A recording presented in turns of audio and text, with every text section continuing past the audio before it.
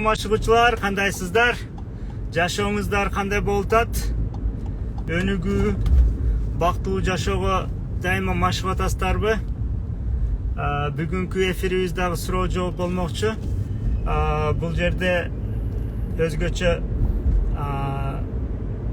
баарыбыз чогуу ошо жашоонун сырларын үйрөнүп, бактылуу жашоого, жакшы балдар тарбиялоого, Кыргызстаныбызга чоң салым кошууга, ушундай жашоого машыгабыз. Жаңы келгендер болсо, бул эмне деп сурашы мүмкүн. Жашоого бүт жагынан машыгуу, өнүгүү. Физический жактан, психологический жактан, физиологический жактан жана башка. Саламатсызбы? Сиз эфирге кошулгуңуз келди беле же жөн эле? Oh, yes. Жок, мен кошулгум келди, кече дагы келди эле. Саламатсызбы? Саламатчылык. Саламатсызбы? Мен мындай суроону изилдеп аттым эле да. Ошол дагы эле аял менен эркек, то есть күйөөсү менен аялы. Ушул мисал үчүн күйөөсү бир жумушта иштейт. Аялы изденип атат. Аял изденип, мозг кандай иштейт, ийгилиги кантип жетиш керек, өнүгүп, ошол нерселерди түшүнүп, оңой экенин түшүндү. Бирок баягы жолдошу дагы эле ошол органда иштеп жүрөт да, то есть мамлекеттик иште иштейт. Анан ошону өнүктүрүш үчүн, анын сырамны анын тапканы берекелүү, баары эркектики эме го.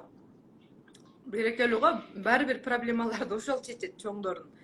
Но ошону бир мозгуну башка нерсе, мамлекеттик иштен дагы кошумча иш кылыш үчүн, бир гармонияга келиш үчүн, ушул аялдын аракети жөн эле өнүгө бериш керекпи же бир кандайдыр анын ойлонуп эле оюнда өзгөрдү менин жолдошум, ушундай болду дей берсе, действиясы өзгөрөбү же тартыш керекпи? То есть гармонияга кандай келиш керек? Ал жолдошуңуз менен связь жок. Бир сиз азыр жолдошуңуз мындай болот деген бир өзүңүздүн шартыңыз бар. Бардык нерсени Кудай контроль кылат. Значит, сиз Кудайга таштаганды үйрөнө албайсыз да, Кудайга таштаганды үйрөнүш керек. Сизден сырткаркы бүт нерсени Кудай контроль кылат, и сиздин каалооңуз менен болот. Алар делечи. Аналардын да каалоосу бар, ошону совпадение кылдырат да, тагдырчы. Ошого сиз баягы эми ушундай болсо кантип болот? Сиздин башыңызда постоянный вопрос жүрөт. Кантип дегенчи?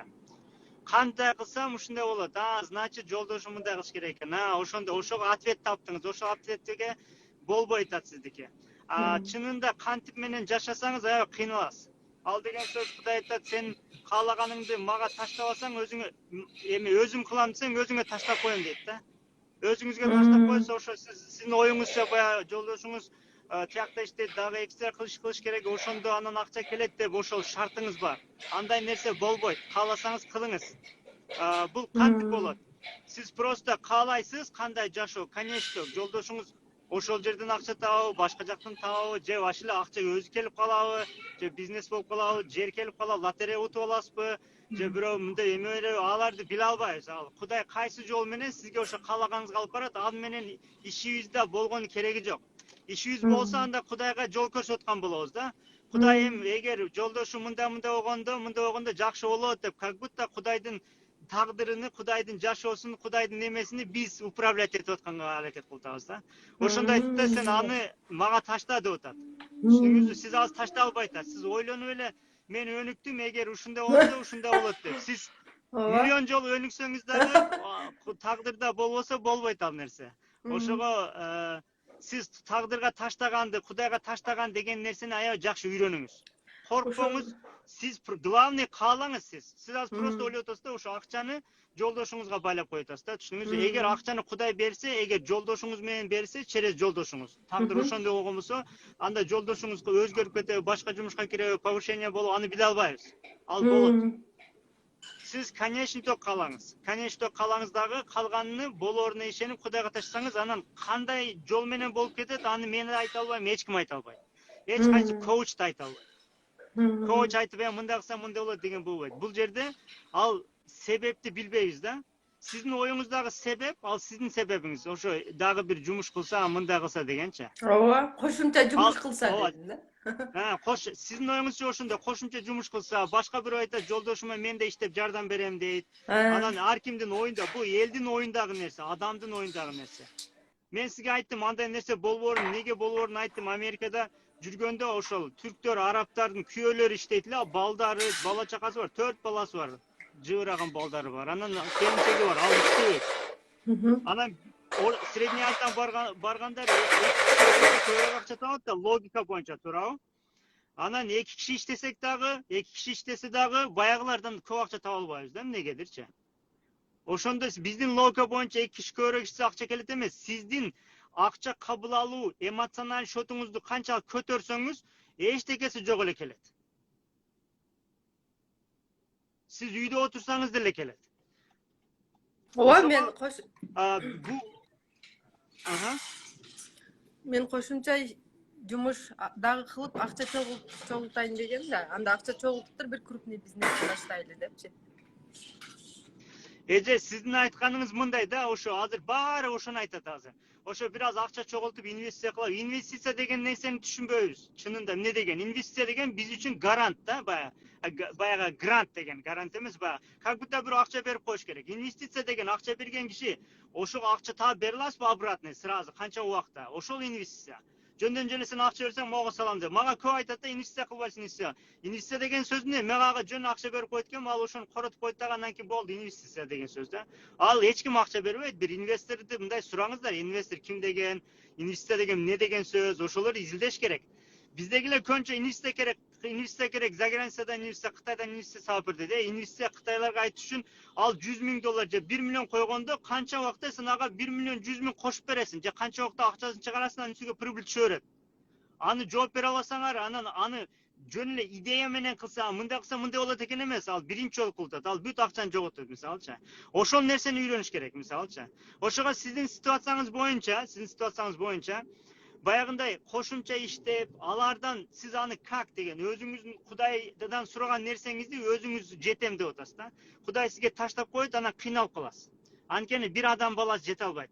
Bir adam balası eş nerse kılalbayt. Kudaydın urukсаты bolmoyunça. Kudaydın oşol makul bul kuluma bereyin de içinden kelip bermeyince canınızı dile Kuday bergen de turabı. Oşol жерде мен Kudayga taşlagan degen teknikanı ayabay mınдай bul özünçe учение да, bul özünçe diplom. Ушун диплом жакташыңыз керек. Kudayga taşlay degen ne degen söz? Siz arkanızga Kudaydı alsanız, antkeni Kuday ошентип иштейт да. Мага кантип ойлонсо, мени кантип деп ойлосо, азыр сиздин поведениеңиз боюнча сиз Кудайга ишенбей атасыз. Кудай сизге мынтип акча берерине, жөндөн жөн эле берип коеруна ишенбей атасыз, бербейсиз. Караңыздар, мындай техника бар. Эгер бир адам ошентип ойлонсо, ал адамга точно ошондой болот. Ушундай закон. Анан ал чыгып эле мен айттым го мындай болду. Конечно, ал кишиге ошондой болду. Бирок башка кишиге ал башкача ойлонду, ага ошондой болот. Бирөө бар, үйүндө эле отурат. Бир аял бар, мисалычы, үйүндө эле отурат, акча келип атат. Жолдошунун акчасы көбөйүп кетти, мындай болду, тигиндей болду, мисалы. Ал деле ойлонгондо баягындай эме кылып, мен да иштеп жардам берейин десе, балким анча акча келмек эмес. Анткени ал өзү кийлигишет. Ал жөн эле отурат дагы, короче, мага акча келет деп ишенет. Отурса эле акча келет ага. Ошондой кишилер бар, ошондой кишилерди тааныйм мен дегендей да. Анткени анын Кудайга каршы эмеси ошондой поведениясы.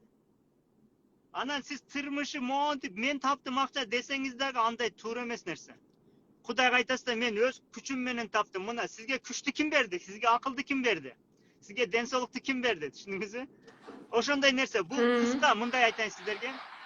Акча же ийгилик оңой келет. Эгер жок андай оңой келбейт, кыйын келет. Мен бир таанышым бар да, ал ага ишенбейт. Мен канча коучинг кылдым. Анан айттым, бул нерселер мындай эмес, ой жүгүтүң өзгөртсөң эме ушул болот, мына деп бүт эмелер көрсөп, ал канчалык укса дагы ал ага ишенбейт. Мындай миллионер болгон кишилер да ушунчалык кыйналган, ушунча эмеден өткөн, анан миллионер болгон, анан ийгиликтүү болгон деп айтышат. Мен айттым, алар ошондой ишти кылды, бирок алар кыйналган жок, ал с удовольствием кылды аны. Аны оңой кылышты, аларга аябай оңой нерсе ал. Анын оюнда аябай кыйналыш керек. Макул ушундай болсун. Ал кишилер кыйналып жетет ийгиликке. Анан жеткенде да догурунат. Мен кат иштеди, мындай кылдым, өзүм таптым деп мындай кылыпчы, мисалчы. Ошондой ситуация болот. Ошол техника. Кишилер ошентет. Ошон үчүн мага мынтип айтышат. Анда алма пуш, озма түш деп жата беребизби дейт. Мен айтам, алма пуш, озма түш деп жата алсаң супер дедим да. Антип жата албайсың дедим да. Анткени антип жатсаң аябай чоң ишеничиң дейт. Анткени алма пуш, озма түш деген сөз эгер реально адам кылса, алманы сиз бышырбайсыз. Туурабы? Алма өзү бышат, туурабы? Кудай бышырат. Алма качан убактысы келгенде түшөт. Туурабы? Аны да сиз түшүрбөйсүз. Туурабы? Бул алма пуш, озма түш дегенди биз жаман маанайда алабыз. Алма пуш, озма түш дегенде алманын жаныга барышыңыз керек, ылдыга турушуңуз керек, оозуңузга түшүш керек да, туурабы? Ал дагы бир иш керек. Ошол эле иш керек ошо. Анан как будто алманы мен өстүрүп атам, алманы мен түшүрүп атам. Кайга түшүрүп атасыз? Эчтеке кылган жок, мисалы да. Ушул техниканы үйрөнүп да мындай, кандай десем, бир нерсе кылыш керекпи? Сөзсүз бул дүйнөдө себеп болмоюнча бирдемке болбойт. Бирок ал себепти сиз ойлогон себеп эмес. Сиз ойлогон себеп не? Ошо жолдошум башка иш кылса, мен дагы кошуп мен эме кылсам дейт да, мисалчы. Жардам өзүнүн оюндагы нерселерди ушул туура себеп деп билет. А самом деле кайсы себеп туура? Кудайдын берген биздин логикага жатпаган каяктан эле башка эле нерселер, нефтемий нерселер, пандемия болуп кетти, Советский Союз жыгылып кетти, бир кыргыздар өмүрүндө Америкага барбаган кыргыздар Америкада жүрөт, Камчаткаларда жүрөт. Буларды сиз кантип ким контроль кылды? Биз баарыбыз отуруп алып ушундай план кылдыкпы? Биз кыла албайбыз да андай нерселерди, туурабы? Адам колунан келбейт. Ошого адамдын колуна бир эле нерсе берген, эрк, каалоо сезим берген, выбор берилген. Сен каалайсыңбы, каалабайсыңбы? Бирок Кудай сиздин каалооңузду өзү мындай, сизди каалатып бирдемке бербейт. Кудай сизди адам катары жараткан үчүн андай качествону сиздин өзүңүзгө берген. Өзүңүзгө берген үчүн сиз каалаганды үйрөнүшүңүз керек. Бул өтө маанилүү нерсе. А каалооңуз жок болсо Кудай бербейт. Анткени Кудайдын сөзү бар, каала берейин дейт. Ал каалоо сенде бар дейт. Конечный итогам сиз бир нерсени каалаганды үйрөнүшүңүз керек. А каалоону күчөткөндү үйрөнүшүңүз керек. Анан оттой жанган каалоону алып келгенди үйрөнүшүңүз керек. Ошолор болгондо жанакы иштер болуп кетет.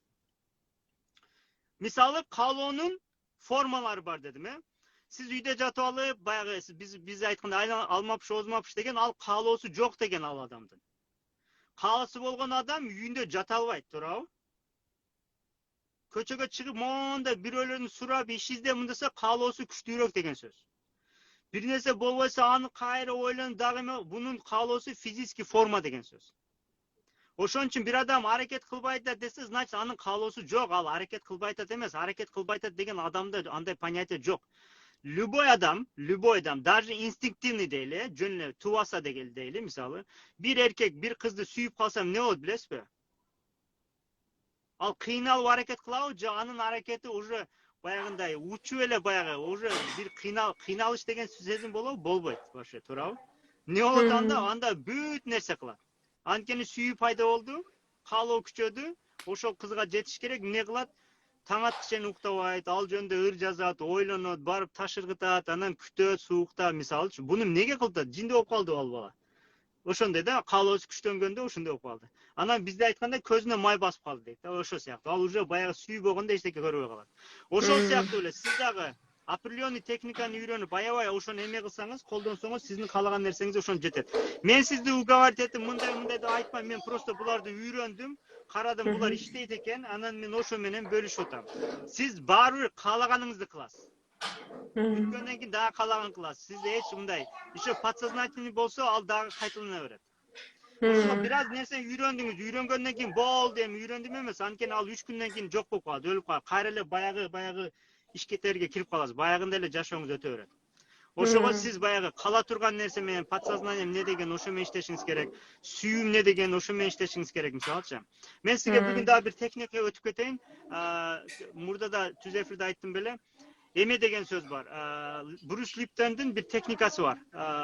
Эме деген медовый месяц эффект деген бар. Балай эффект. Медовый месяцти билесиз, туурабы?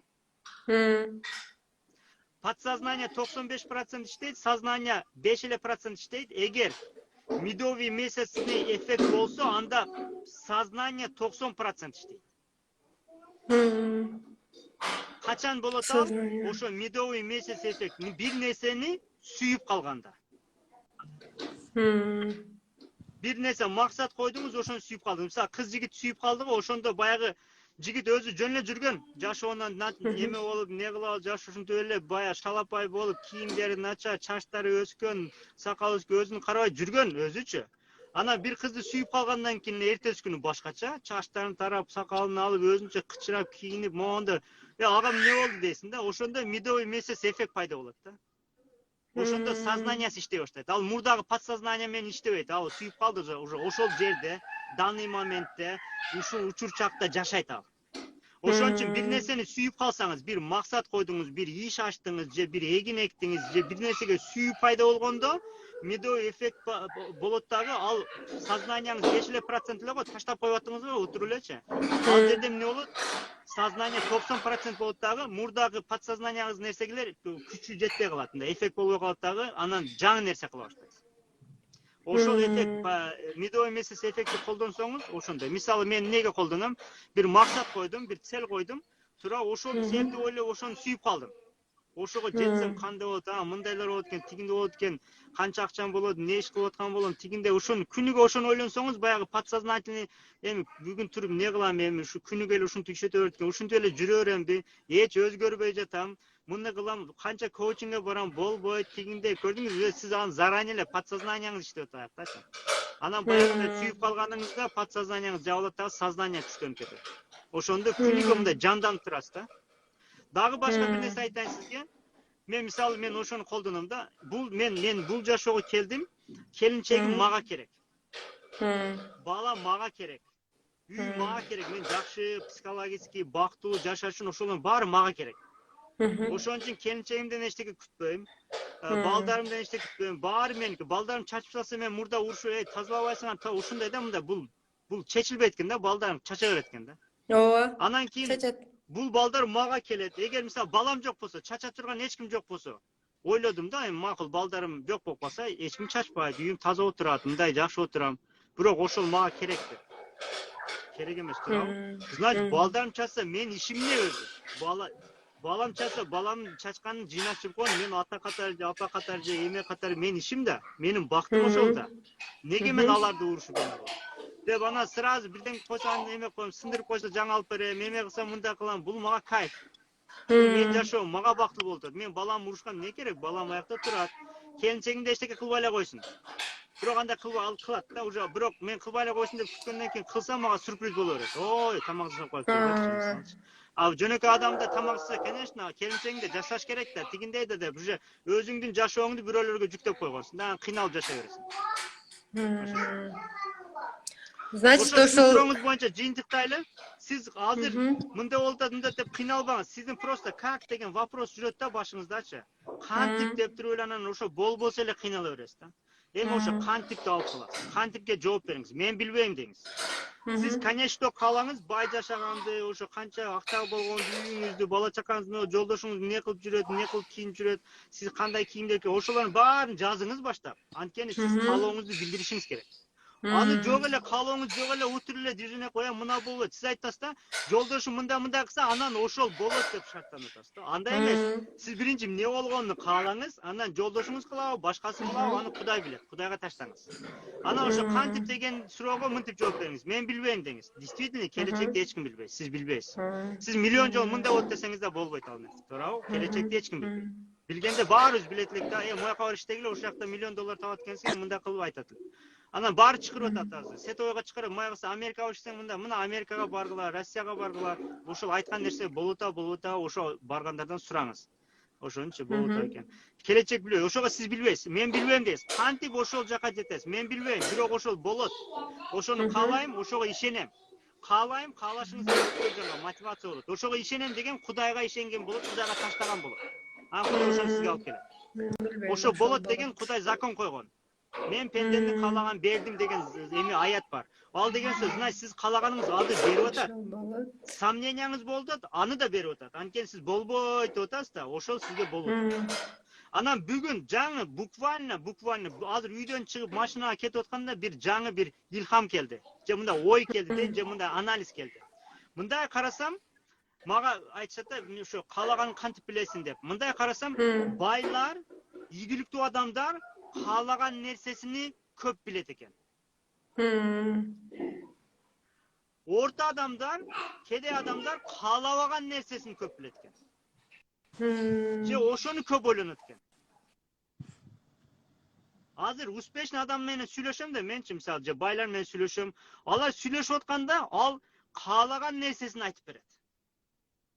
Hazır siz mага эмнени айттыңыз? Каалабаган нерсеңизди айттыңыз. Жолдошуңуз мындай кылыш керек эле, ошо кылбай айтат, ошону каалабай айтасыз да, туурабы? Ошону айтасыз. Эми өзүңүз текшериңиз дайыма. Мен дайыма бирөө менен сүйлөшкөндө же коучка эме кылганда мен обычно каалаган нерсемди айтып атамбы, каалабаган нерсемди айтамбы.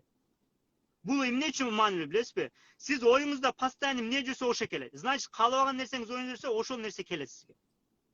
Байлар неге тез эле бай атат? Успешный адамдар неге успешный болуп атат? Анткени мысльный установкасы алар каалабаган нерселерин ойлонбойт.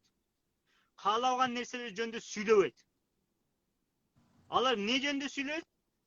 Алар каалаган нерселерин сүйлөйт. Оюнда ошол, алардын батасы, дуасы, Кудайдан суранганы ошол. Биздин суранганыбыз каалабаган нерселер. Ушу болбой калсын, мындай этият болуш керек, мындай болуш керек. Эгер бир нерседен коркуп атсаңыз же каалабаган нерсени көп сүйлөп атсаңыз, значит сиз орто адам же мындай ылдый, нормадан ылдый дагы, мындай эч кандай десем, элдин ылдый жагындагы элдерден болуп калат. Ал деген сөз, балаңызга да ошентип үйрөтөсүз, досторуңузга да этият бол, мындай болот, коркпой, мындай болот, тигиндей бол. Бул адам эмне болот? Бул коркуп атат, Кудайга таштай албай атат. А Кудайга таштаган адам ал коркпойт да, эми Кудай коройт да, Кудай любой нерсени кылат да, туурабы? Ошого ишенет. Аны коркпой жүрө берет. Акча жоголуп кетеби? Кудайдан деп коет. Акча табы дагы Кудайдан деп коет. Анткени Кудай берди, Кудай алды. Аларга мындай чувство болбойт. Сиздики катып калды? Саламатсызбы агай? Ошол. Саламатчылык кандайсыз? Жакшы. Жакшы. Жана сиз чөйрөнү өзгөртүш керек деген сөзүңүз бар го? Өсүш үчүнчү. Анан чөйрөнү өзгөрткөндө деле Кудайга таштап коюп, ошо тилек кылып коюп жүрө берелү же мен мисалы үчүн чөйрөнү өзгөртөлү, бир жака барып жашайлы, эми биз айылдабыз, шаар жака барып жашайлы десем күйөөм такыр көнбөйт да. Ошону кандай кылышты билбей атам. Сиздин оюңузча чөйрө шаарды өзгөрөт болуп атат да, туурабы, логикаңыз менен? Шаарда эми көбүрөөк мүмкүнчүлүк барбы? Балдарды мындай жакшыраак мектептерге Эгер тагдырда ал сиздин чөйрө өзгөрткөнүңүз ал деле бар, эмеңиз бар го, бирок ал жөнөкөй адам айтканда баары ошентип айтат. Айылда жашагандар баары шаарга барса, өзгөчө аялдар. Шарт жакшы болсун, эме болсун депчи. Бирок аны эме кандай десем, аны жолдошуңуз мындай кылып чөйрө өзгөрүп ал кылбайса, значит болбой атат экен. Значит Кудай пока ал себепти бербей атыптыр. Анткени сиз жолдошуңузга байлай албайсыз да, аны түшүнүңүз. Ал эгер Кудай кыла турган болсо, жолдошуңуз өзгөртө албайбы? Сиз эме жолдошуңуз айтышы мүмкүн, туурабы? Булда дагы, бул темада ошо Кудайга таштоо деген. Чөйрөнү өзгөртүш деген сөз, чөйрөнү өзгөрсө. Сиз каякта болбоңуз, ошол айылда да бай адамдар барбы мындай айылыңызда? Ооба, бар. Байлар бар? Олар шаарда жашаган жок, туурабы? Айылда эле жашап атат, туурабы? Эми бай дегенде алардын чөйрөсү башка. Сиз эми болгон жерден баштайсыз. Каалайсыз, анан жолдошуңузга айтып кылбай койсо, ошол күнөөлүү болуп, андайга кирбеңиз. Анда Кудайга таштабаган болосуз, анда ишиңизди өзүңүз кылып аткан болосуз. Сиз жөн эле каалай берсеңиз, эме болсо, нелер болуп кетет. Сиз шаарга эмес, балким Америка, Нью-Йоркко көчүп кетесиз да, биле албайсыз анычы. Бир ситуация болот, аны эч биле албайсыз. Ошого сиздин азыр аны түшүнүшүңүз үчүн 10 жыл мурда азыркы состоянияңыз сизге фантастика беле? Ооба. Болдубу азыр? Айылда эле болдубу? Ооба. Болду, ошол да, түшүнүңүзбү? Ал деген сөз, аны сиз ойлогон жок, бирок кааладыңыз фантастика нерселер эле ошол убакта мисалы Максат Муктаров менен кантип түз эфирге Инстаграмда чыгып 10 жыл мурда, туурабы? 2012 экен. Инстаграм дегенди билбейт элеңиз ал убакта, туурабы? Ошо сыяктуу. Эми ошолор болуп кетиптабы, мисалы, туурабы? Ошо сыяктуу эле формасы кандай болот, себеби кандай болот, аны биз биле албайбыз. Бирок сиздин каалаган нерсеңиз сөзсүз болот. Ошого сиз бир нерсеге шарттанып албаңыз да. Бир нерсеге мындай шаарга барсаң, возможность көбүрөөк. Сиздер мындай да, кандай десем, биз баарыбыз жаттап алганбыз да, азыркы сөздөрдүчү. Сиз азыр айтканыңыз аз жанакы жерге да кошуласыз, сиз дагы бирөө чыгат, дагы ошо суроо берет. Биздин баарыбыздын программабыз бирдей, башкача ойлоно албайбыз. Анан ошо кассетаны чайнап эле жүрөбүз да. Вообще башкача ойлонуңуз. Макул, сиз эгер айылда байып, айыл Американ келе ошол жерде вообще эме кылып берсеңиз, сиз кандай болот билесизби? Сиз кызыл китепке киресиз. Ушундай айылда ушундай нерселерде болот, адамдар шаардан сизге келет сүйлөшкөнгө. Анан бир нерсе агай. Көрдүңүз? Аял кишилер көбүнчө жана минтейли антейли деп бисковать этип бир нерселерди предлагать ете берем. Күйөөм такыр эле кылгысы келбейт да, кое тур, мындай болуп калсачы, тигинтип калсачы депчи. Анан эми күйөөңүн макул анткенин ал нерсеге аялдар да бир жагынан күнөөлүү. Неге дебейсизби? Күнөөлүү эмес го, эми алар өздөрү билбейт. Эркек бисковать эткен жаш көрөт, ал эме кылат. Ал бисковать эткенде вдруг болбой калса, кечке кулагын жейсиздер. Аны кылбай эле койбой дебедимби, тигиндеби? Ал эми иш кылайын деп бир кадам аттаса, туура эмес кылып койсо, ал деле туура эмес, ал тагдырдын иши да, ал мындай чыңалыш керек да, бирдемке жоготуш керек, бирдемке болуш керек, сезиш керек, күчтөнүш керек. Анан ошонун сен кылбаганда мындай болот деп жей берсеңиз, анан күйөөңүз эмне кылат билесизби? Күйөөңүз ач кулактан тынч кулак деп нормально жашайлы дейт дагы, анан ошо урушпасын. Эмне айтса, сиз эмне айтсаңыз ошону кылып койт. Болду, экстра башка нерсе кылбайт. Анткени ал бактылуу жашагысы келет, анткени бала чагасы менен жашагысы келет. Бирок мындай кылсаңыз, бечара болсоңуз, байкуш болчу күйөөңүзгө мындай кылып аябай ушуну кааладым эле, монтип баягы өзүңүзчө баягы жаш бала, жаш кыздын бир мечтасы болот го. Атасы ал жерде эми уят да, мисалы жаш кызы бирдемке кылса, кыла албай калса, атага аябай катуу тийет да. Ошо сыяктуу. Ошондой бир эме поведение көрсөңүз, аны күчтөнөт. Күчтөнгөндөн кийин ал бир ошибка кылса, же сиздин көзүңүздө ошибка. Караңыз, эч качан ката деген нерсе жок. Дагы бир жолу айтам, ката деген нерсе жок. Просто адам каалаганда через ошону өтүш керек. Любой нерсени караңыздар, ката кылганда ошол нерсени жакшы үйрөнүп алат. Ага миллион жолу айтыңыз, ал таасир бербейт. Бирок бир өзү ката кылдыбы, андан кийин өзү билет. Сиз айтсаңыз, аны кыл десеңиз да кылбайт. Негенде жашады. Өлүп калган жок да, туурабы? Же бирдемке болуп калган жок. Эми акча жоготту, же бир же жыгылып калды, же бирдемке болду, туурабы? Ошо сыяктуу.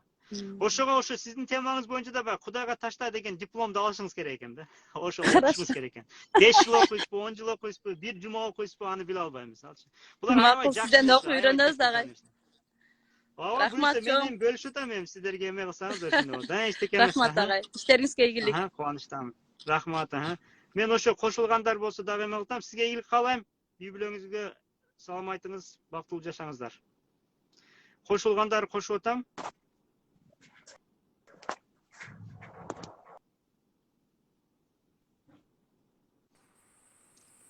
Assalomu alaykum. Кошуңуз келбегендер, запрос жибербеңиздер. Алейкум салам. Жакшы. Өзүңүз кандайсыз? Кубанычтамын сиз эфирге чыгып атканыма. Күтпөдүм эле. Сиз биринчи жолу чыгып атасызбы? Биринчи жолу чыгып атам, ооба. Биринчи жолу чыгып атам. Мен кызык жагы мындай да, менин подписчиктерим айтып берейин сиздерге, 60%тен көбү аял киши. Анан жаштары дагы 25 менен 35 арасы. Эң көп подписчиктерим ошолор. Сиз да ошо категорияларга кирсеңиз керек. Ооба, бир аз өтүп калыптырмын ал категориядан. Жакшы эле, бирок. Жакшы. Мен просто мен статистиканы карайм да, айта бериңиз. Ооба. Суроо мындай да. Жаман ойлордон кандай арылса болот? Эми жана сознание, подсознанияны түшүнүп эле эме кылып эле атам. Жаман ой келе берет без конца эле. Жаман ой эмнеге келет билесизби? Сизде коркууңуз бар. Корккон адам жазып алсаңыздар болот. Урушуп атса бир адам, эркек болобу, аял болобу айырмасы жок. Ал коркуп атат деген сөз. Коркпогон адам уруша албайт. Урушпайт. Мушташпайт. Значит, сиз бир нерседен коркосуз. Караңыздар, жана айтып кеттим, ошону дагы бир кайталап коеюн. Адамды эки нерсе түртөт. Бирөөсү бир нерсе pain деп койт, баягы бир каалабаган, корккон нерсесинен качат, же каалаган нерсесине умтулат, же түртүлөт, же тартылат. Эки башка нерсе мотивация кылбайт. Сиз сөзсүз бир нерсе кылып атсаңыз, же бир нерседен коркуп атасыз, качып атасыз бир нерседен, же бир нерсеге умтулуп атасыз. Ошо экөөнүн бирөөсү да. Сиз азыр мисалы бир нерседен качып атасыз. Коркуп атасыз. Корккондо жаман ой келет. Анан настроение жокто жаман ой келет. Настроениеңиз түзө болсаңыз, жаман ой келе албайт. келе албайт. Жок, жакшы эле жактан деле мындай ой келе берет экен да, мисалы балам чет элге окуйм деп атат. Ошону ойлосом деле кыжаалатчылык боло берет да. Аяка барса, алыс болуп калсам, или жаш балам бар, ооруп калсачы деп ушундай ойлор келе берет да, без конца элечи. Ал Еще мындай дагы деген сөз. Азыр жанакы эмеге темага түшүп кетти. Сиз мисалы Кудайга таштаганды үйрөнүшүңүз керек экен. Мен сизге өткөндө түзөтүңүз билбейм. Bir эже чыкты, айтты, акчабыз кирип кетпесин деп туруп Б алып койдук деди. Анан Б алып койгондон кийин акчасы кирип кетип, Б болсо кирбейт да, Б'ни сразу корото кое албайсыз да, туурабы? Атты. Акча болсо сразу корото коесуз. Б алды. Анан кийин эмне атат? Оюнда акча кирип кетпесин. Анын максаты акча кирип кетсин деген сөз. Каалап атат ошону. Нерсе кармайын деген. Анан ошол бейсини сыртка байлап коюптур. Чөп жеп атып эме кылса, машина уруп кетип өлүп калбасын да, дагы акчабыз кирип кетет, туурабы? Анан үйгө алып кирип койгула дептир. Үйгө алып кирип койсо, анан ооруп калыптыр. Аны эмне кылат эми? Кантип ичине кирет, туурабы? Бул деген сөз техника, бул дүйнөдө ушундай закон бар. Эже сиз бир нерсеге коркуп, постоянно ошентип ойлоно берсеңиз, ошол келет. Вот ошол келет деген сөздү угуп мен мисалы сабактарыңыздачы, андан дагы еще коркуп эле ал ойлобойм дейм, же кайра күч алып атат да, ошон үчүн. Эми андан Ошо болбойт да ушул сабактарыңызды ойлобош керек деп. Мисалы, караңыз, сиздин азыр ойлогон адам катары ойлоп атасыз да, туурабы? Сиз ошол оюңуз менен ошончо ойлонуп атасыз да, мисалычы. Ошо бир жакшы эчтеке кыла албайт экенсиз. Кандай дейсиз? Сиз эчтеке кыла албайт экенсиз, контроль кыла албайт экенсиз. Өзүмдү кандай? Өзүңүздү эмес, ошо балаңыз тияп калса эме болуп калсын, туурабы? Сиз контроль кыла албайт экенсиз. Коркуп атасыз, туурабы? Кандай болот деп, кантип ал ошондой болот деп, туурабы? Эми түшүндүңүз, сиздин күчүңүз жок экен бул дүйнөдө. Ошого крышавать эткен бирөөнү табышыңыз керек. Балама кандай? Жок, мисалы бизнес кургандар ар ким эме кете берсе, бир чоң крышавать эткенге акча берет дагы, анан коркуп негелерге келсе, тигин айтып коет. Улбай калтат, мына кошулганда бир эме кылып атабы, бир аппарат иштеп атабы, улбай калтат. Машина иштеп атат, ким цехте жүрөт?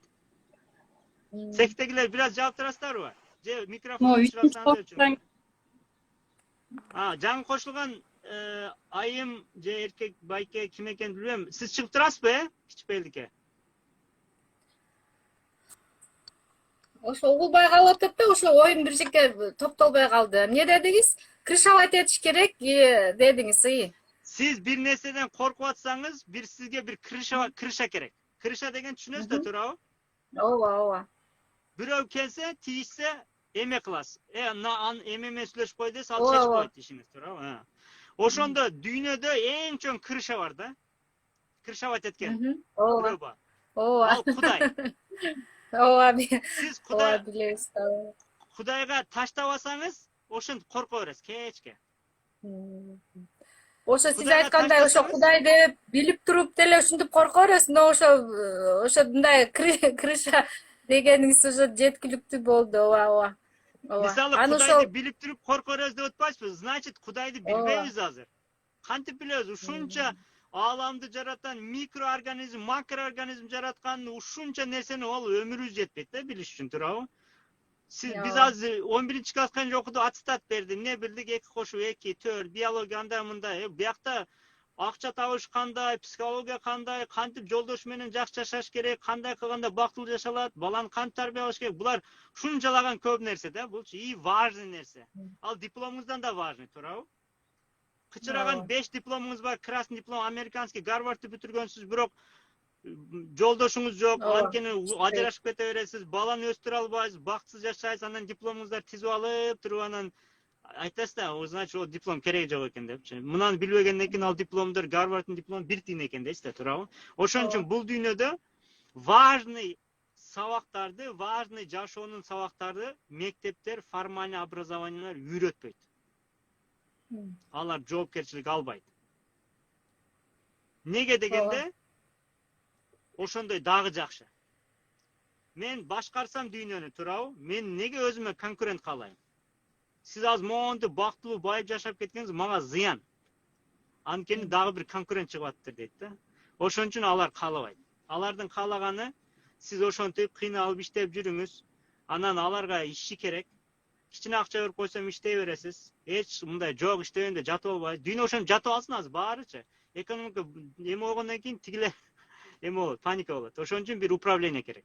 Ошон үчүн ошондой образовательный системага киргизилет, ошон үчүн баягы культурный системага киргизилет. Ошентип адамдарды мынтип дүйнөдөгү башкаргандар башкарат. Сизди көргөн эмес ал адамдар. Бирок сиз ошолор программа менен жашап атасыз азырчы. Ал кантип келген? Кичинеңизде культура менен келген, урушкан, анан мында адам өстүргөн нерселерди өнүктүрбөгөн, динди жок кылган, Кудайга ишенем деп атасыз ошо. Ишенсеңиз пайда кылышыңыз керек. Значит, ишеничиңиз аябай низкий. Кудайга аябай ишенген, ишеничи аябай жогору киши вообще коркпойт эчтекен. Анткени бул дүйнөдөн итак эле баарыбыз кетебиз. Кудайга ишеничти мен башкача түшүнүп, башкача кабыл алып атат окшоймун да. Багы кандай десем, именно ушундай жакын адамдарыңа келгенде ушундай коркуу сезимдери болуп атабы? Атак сиз айткандай эле ошо дипломду алып коюп, бирок колдонбой мындай толтургандайчы, жашоонун өзү сабак экен өзү. Ошентип жашап келебиз негизичи, бирок именно акыркы учурдарда же үйдө отурганга ушундай болуп калдымбы билбейм.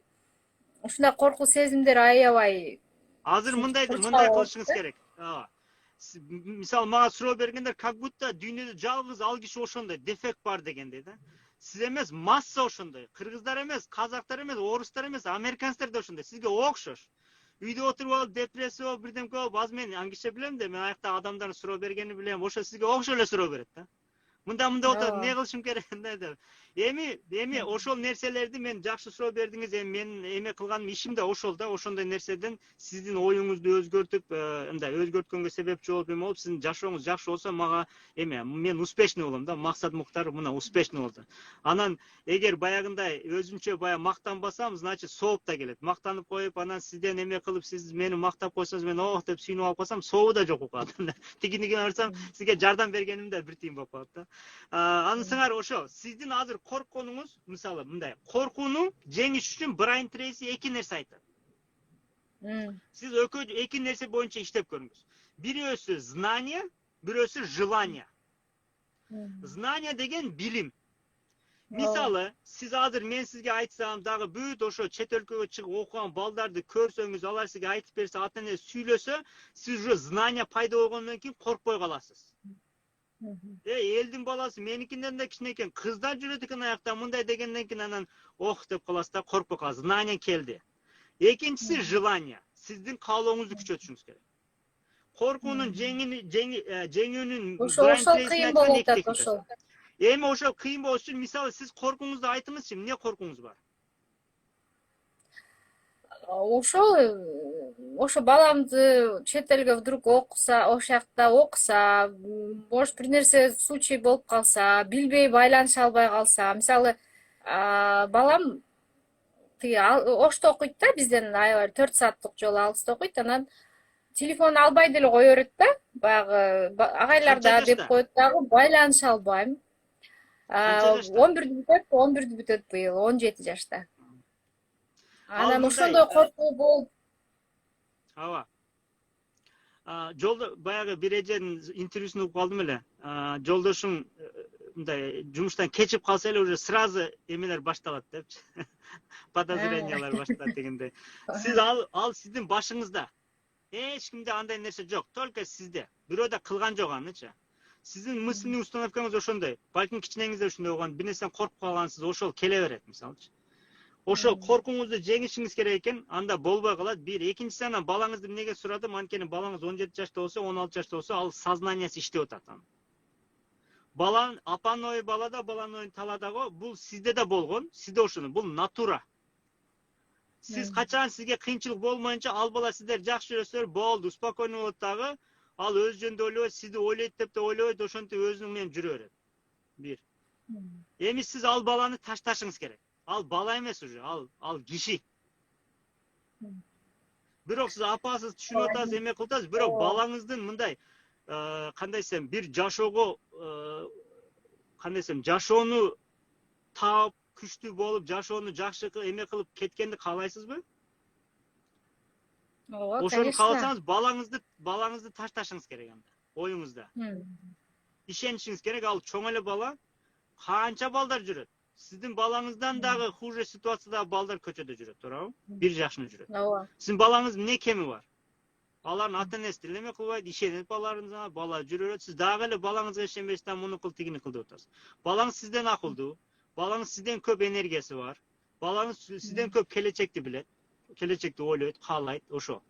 Ал жагына кам санабашыңыз керек. Ошон үчүн сиз баланы эмне деген, адам эмне деген, коркуу эмне деген, ошолорду билишиңиз керек, знание керек сизге. Знание болгондон кийин анан коркпой каласыз. Бир бала ошондой норма, сиз азыр сизге не норма болуп атат да, мындай айткандачы. Сиз башка апалар менен сүйлөшүңүз, балдар Америкада жүргөндөр менен сүйлөшүңүз, балаңыз кандай, эмне кылып атат, күнүгө чалабы, чалбайбы, аны айтып берет ал. Айтып бергенден кийин айтат. Мен эле өзүм эле айтайын, сизге окшош болчу, балаңызга окшош. Мен 7-класста кеткем. 7-класстан семьядан чыгып кеткем. Андан кийин ошо өзүм менен өзүм ошондон бери жүрөм. Америка барганда да жүрөм. Менин анан өзүмдүн баягы жакпаган бир качеством бар эле. Мен эгер менин тааныштарым, туугандарым тынч болсо, проблемасы болбосо мен чалбайм да. Келинчегим да айтып берет, туугандарга чалып койбойсуң деп. Эми атам менен апам раматтуу болуп кетти. Бала ошондой өсүп калат экен да, мындай ата-энесинен алысыраак жүргөндө ошо эми натура ошондой экен. Мен аны жаманмын десем дагы болот, эми айырмасы жок. Бирок ошол экен. Менин ордумда любой адам болсо, ал деле ошондой болуп калмак экен. Ошого баягы сүйгөн балаңызды шаар Мен балам деле ошо 7-класстан кеткен да, ошентип алысташып калат экен деген дагы ой болот. Эми алысташып калганда мындай да, эже сизге айтайын да, бул жашоо тагдыр.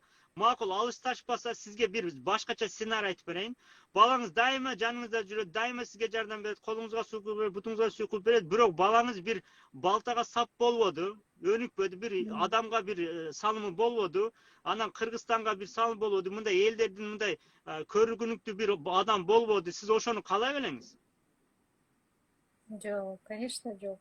Сиз баланы неге төрөдүңүз? Балаңыз ушундай ийгиликтүү болсун, жакшы болсун, өзүнү эптеп, элдерди да эптесин, дүйнөгө салым кочсун адамдарга.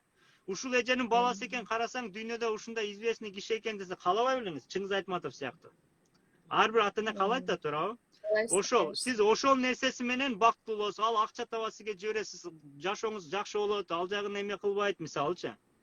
Жаныңызда эле жүрөсү, акчаңыз да жок, өзүн да эптей албайт, аялын да эптей албайт, урушуп талашат, анан сиз ортого кирип аны жараштырасыз, как будто алар менен чогуу жашайсыз, андай кылып, бул уже комплекс. Бул жерде азыр сиздин айтканыңыздан еще хуже ситуация болуп кетет да. Ошого натуральный кеткени жакшы, бирок балаңызга профилактика кылсаңыз жакшы болот. Балам мага бир жумада бир чалып кой деп программасына киргизип коюңуз, ал кыла берет. А программага кирбесе ал түшүнбөйт да ал нерсени, сиздин ойлогонуңузду түшүнбөйт, ошо.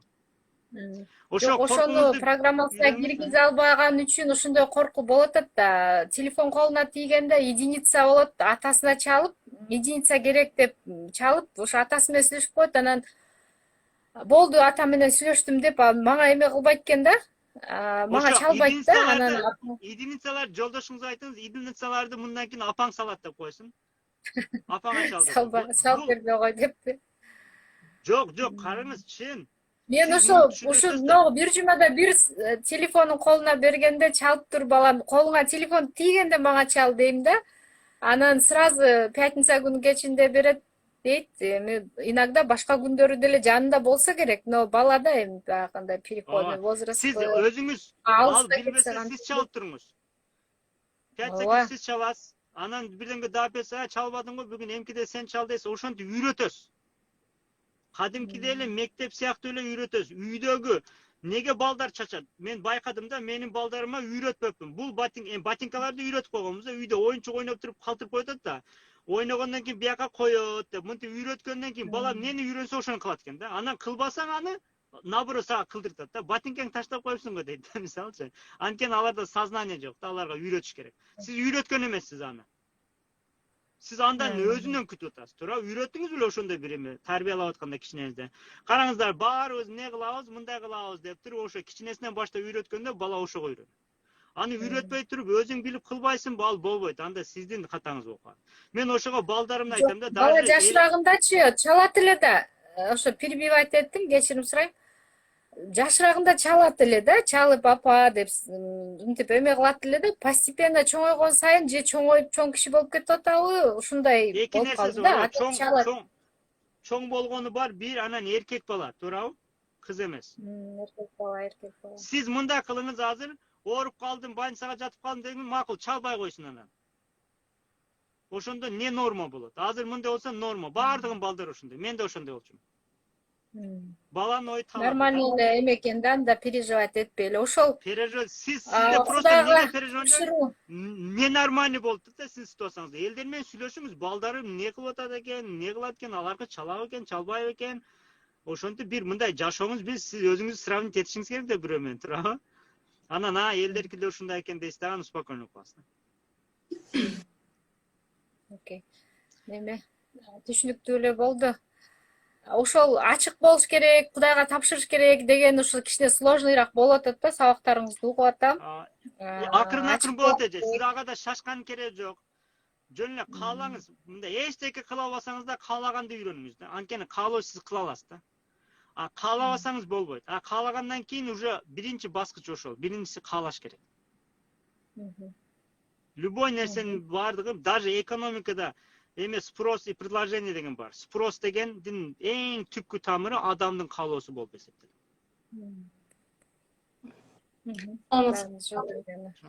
Макул, рахмат. Жакшы болду. Ишиңизге ийгилик.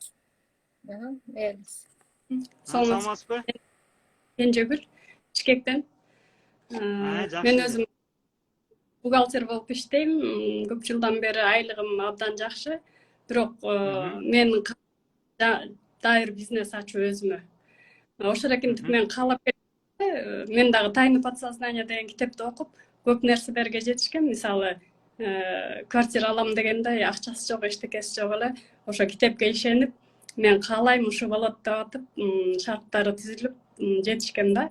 Азыр иштеп жүрүп деле, айлыгым жакшы болуп туруп деле, жаңы бизнес деп атып, мага баягы күнү бирөө сунуш кылып, аны алдым.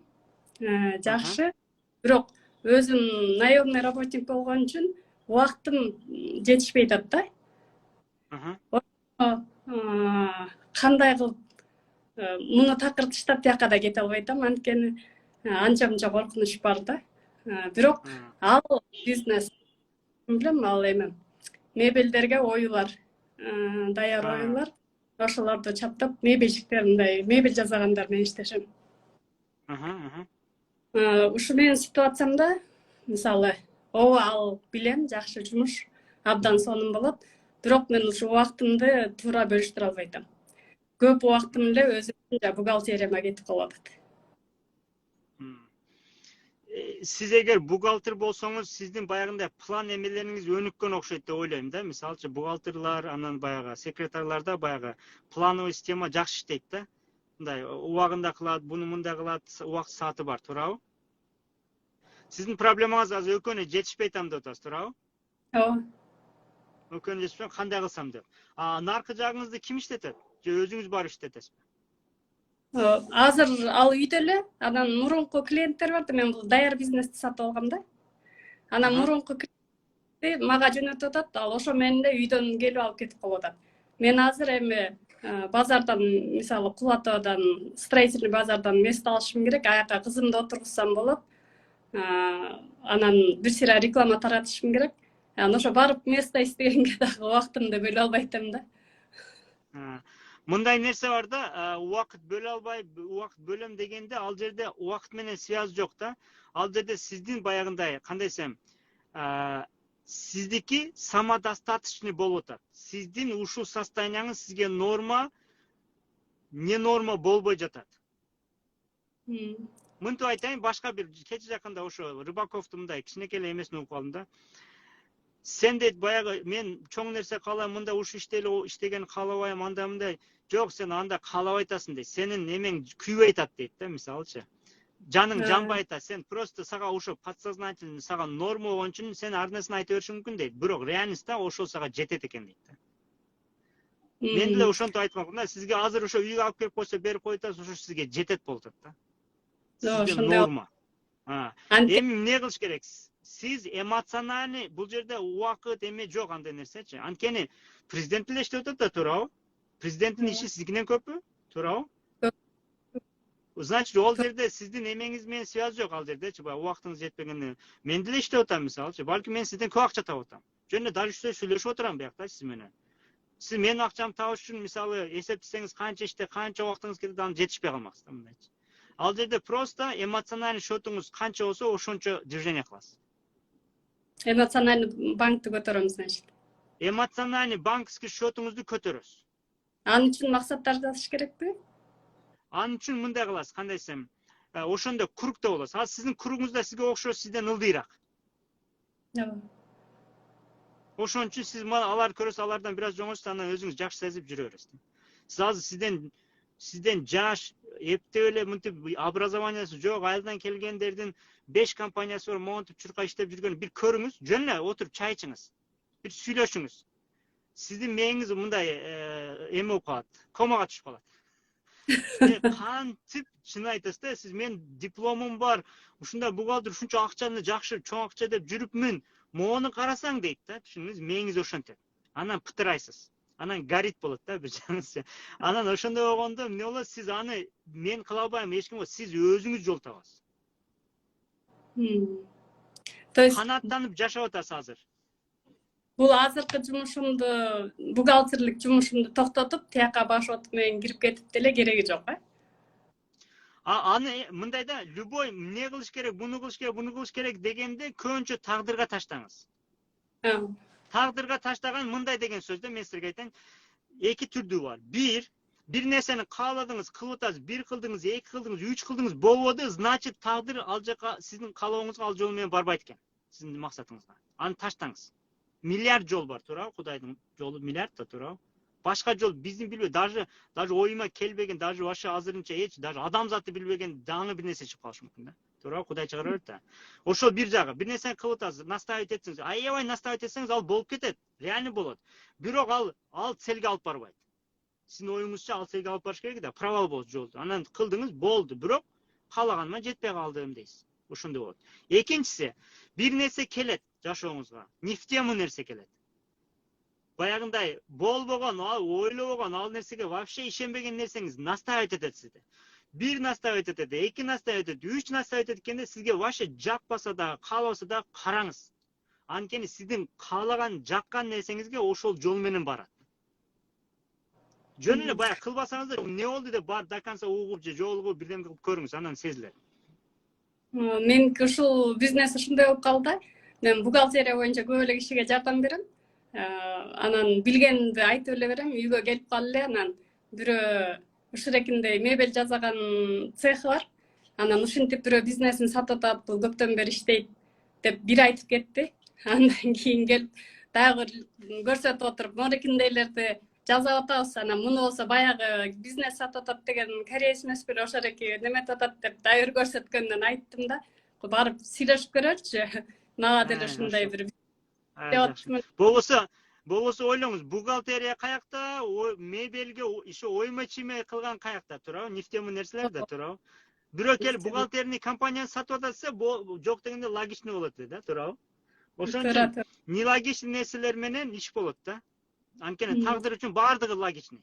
Тагдыр үчүн, Кудай үчүн баардыгы логичный. Анан мен дагы өзүм тайны подсознание дегенди окуп, Синельниковдукун 2008-жылы биз ошо квартира алам деп өзүм тилегим деле болчу. Анан эмне жумуштарды кылдым, аякта айтат го, бирдеме тилек кыласың, акчаны ойлобойсуң, анан кыймыл баштайсың. Ошол экинде мен рекламаларды карап, квартираларды издеп баштадым. Жумуштан чыгып алып квартира карайм. Анан үйгө кеч келсем жолдошум урушат, каякта жүрөсүң? Мен квартира карап жүрөм. Акчасы жок, каякта карап жүрөсүң? Убактыңды коротуп, үй жыйнап койбойсуң, тамак жасап койбойсуңбу дейт. Анан айткам, мага тийишпе. Китепте ушундай жазылып экен, мага тийишпе. Ооба, ошо китепте жазгандай кылып атам деп. 5 ай бир күн калтырбай иштедим. 5 айдан кийин жолдошума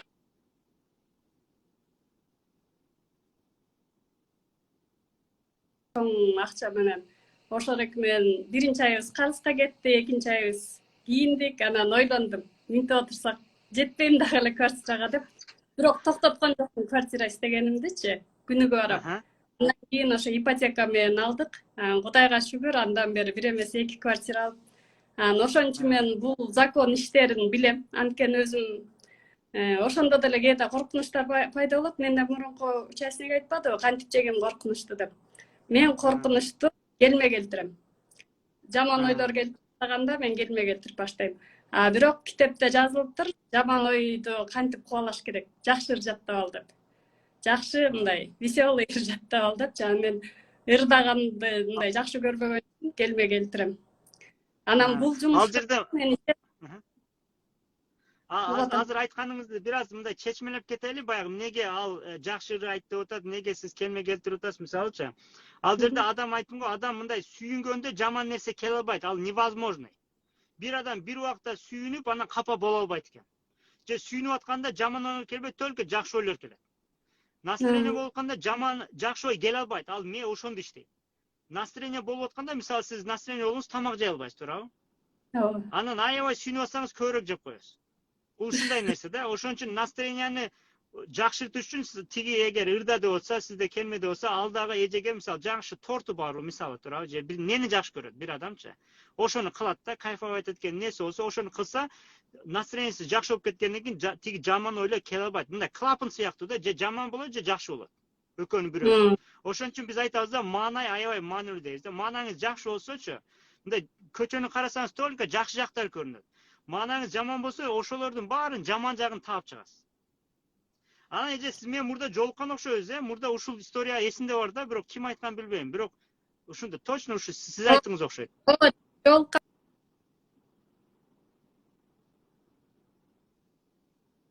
мен коллегам предлагать этип баргам да силерге. Ошо мен мында бул азыр анда мен таный албадым, бирок историянын эсимде бар да. Мен, значит, азыркы максатым план жазам и максатымды бийиктетем. Да? Анан план жазганыңызда, максат жазганыңызда мынтип жазышыңыз керек. Баягы жолдорду жазбашыңыз керек. Кантип дегенге ответ берсеңиз, бул путь деген сөз да, кайсы жол менен барам деген да. Аны көп биле албайбыз да. Ошого ага демега. Сиздики главный, что вы хотите, конечный итог. Үй. Баягы ишти көбөйтүп, анан аяктан көбүрөөк акча таап, анан мындай кылып, андай эмес. Просто сиздики үй болуш керек да, конечный итог, туурабы? Рахмат. Анан эмоционалдык счетуңузду көтөрүңүз, ошо кругуңуздагы чоң, сизден чоң эмелер болсо, ошолор кошулсаңыз, сиздин азыр байлыгыңыз, сиздин состоянияңыз аябай эме болуп көрүнүп калат. Норма көрүнбөгөн үчүн силер тиги нормага чыкканга аракет кыласыз. Адам мээси норма менен жашайт да. Көп болуп кетсе дагы нормасылдуу болсо кайра түшүп кетет, ал коркот аяктанчы. Мисалы сизге мен сизге $1 миллиард берсем, сиз мындай уктай албайсыз да, мындай жашооңуз эме болот, чалкаланат мындайчы. Анткени $1 миллиард көтөрө албайсыз мисалычы. Нормаңызда эмес. Эмне кармайлып коркосуз, өлтүрүп кетпесин, эмне болот экен, тигине бүт жашооңуз жаман болуп кетет да. Анткени көтөрө албайсыз аны. Ошо сыяктуу жогорусун да көтөрө албайт адам, ылдыйын да көтөрө албайт. Азыр айтсам, квартираңызды бериңиз, берип салыңыз, андай деп түшүп кеттиңиз дейли нормадан. Сиз аябай тырбырчылап эме кылып кайра чыгып аласыз баягы жака. Туура. Адам ошентип иштейт. Сиз просто нормаңызды көтөрүңүз, эмоционалдык счетуңузду көтөрсөңүз, баягы ситуациялар кыйналбай каласыз. Коркуу жоголот, эме жоголот, ал өзү келет. Дагы бир суроо, ушул бизнес менен байланыштуу мага Кытай менен иштешим керек. Анан силердин компанияга кайрылгам, мен уже Куддус деген жаңы сотруднигиңер бар экен. Ошоге жардам. Куддус деген сотрудник, мен Кыргызстан жакшы билем, бирок бизде эме бар. Бияка прямой связь кылсаңыз болот. Абдышүкүр бар, мен номерин жазып коем. Абдышүкүр берген ошо. Анан ошо Кундуз деген ал башка эме менен. Кичине жаңы келдим эле деп эмелеринди кармалып отуруп да. Рахмат, неметсе контролдоп калсаңыз. Макул болуптур, айтып коем анда. Рахмат, саламатта болуңуздар азыр. Жакшы калыңыздар. Дагы бир-эки кишини кошоюн, андан кийин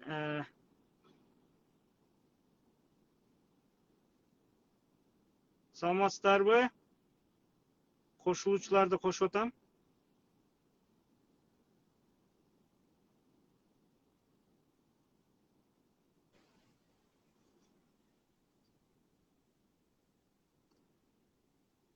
Servantыңыз жакшы экен. Шкафыңыз.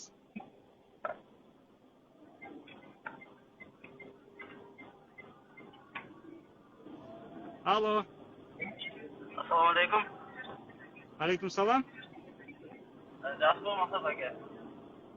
Жакшыбыз, Кудайга шүгүр. Sizga O'zingiz mahsulotlarni qandaysiz? da'vatdir.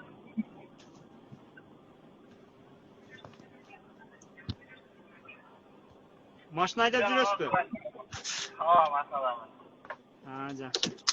Кандай сурооңуз бар? NFT bo'yicha, NFT jaktlar bo'yicha, jaktlarga NFT'ni sunushtayım deb aytganingizdir.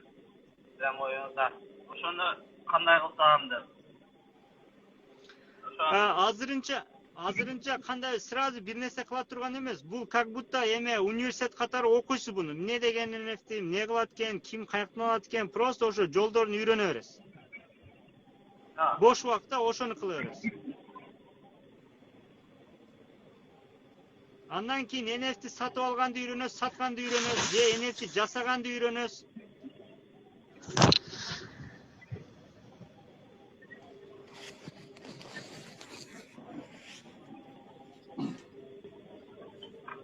Ошо менин эмем ошо.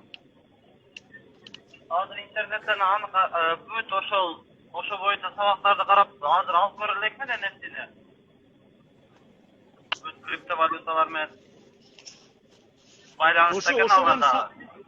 Ооба, ошолорду сабак алыңыз, үйрөнүңүз, ал жөнүндө кабарыңыз болуш керек да. Анан бүт үйрөнгөндөн кийин анан ошол же практичный үйрөткөн кишилер болсо, ошол менен кошулуп алып сатып же эмне деген ошо счет ачып, баягы криптовалютанын биржасын ачканды үйрөнүңүз, ал жерден бир $100 коюп алып сатканды үйрөнүңүз. Анан NFT эмне болот экен, ал кандай экен, ошол жөнүндө темаларды үйрөнүңүз. Бул келечектин эмеси да. Баарыбыз азыр монтип Инстаграмда турабыз го, кийин барып метаверске киребиз. Метаверс дегенди үйрөнүңүз, метавселенная дегенди.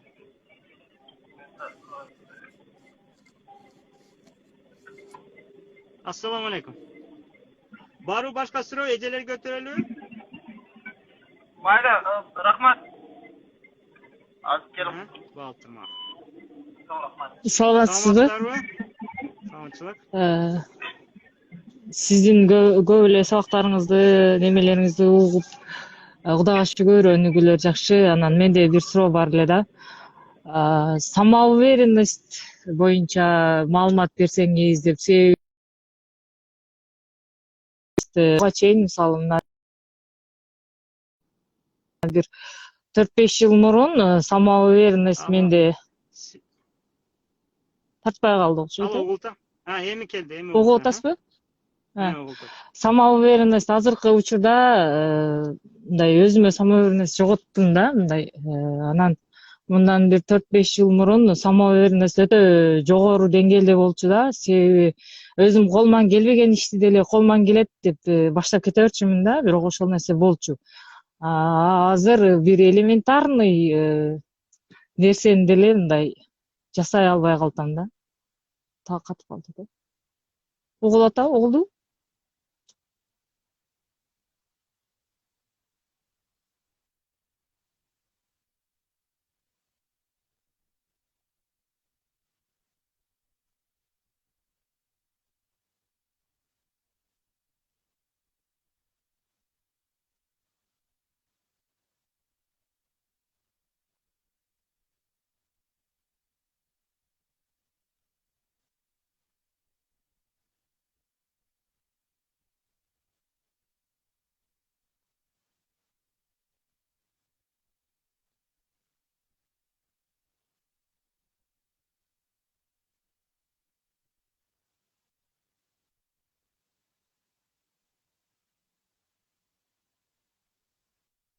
Да, жакшы тартпай жатат. Катып калып атасыз. Ооба, тартпай калып атат. Сизден бекен ажы? Же мен жакта? Же менден бекен?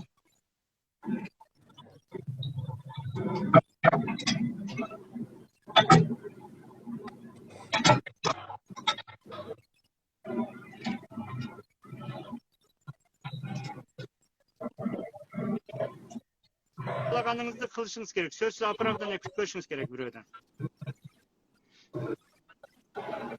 Uğuldu? Эми жакшы болду. Эми айтыңызчы. Самоуверенность самолюбиядан келет. Вот, болушу мүмкүн, самолюбие дагы вообще жоголуп кетти да. Эми мурда болушу мүмкүн эле, эми билбейм. Ошондой болду. Biraz kritika. Mındayda самоуверенность деген bir neseni aябай жакшы билсеңиз уверенный болосуз. Анан көп критика тийип калса самоуверенностька зыян берет. Критика тийбеш үчүн самолюбияны көтөрүш керек. Ошондо самолюбияны самый мындай элементарный нерселерден кантип көтөрсөм болот? Элементарный нерсени үйгө дагы жасанып жүрөсүз. Үйгө, көчөгөдөн дагы жакшы кийимдер кийесиз.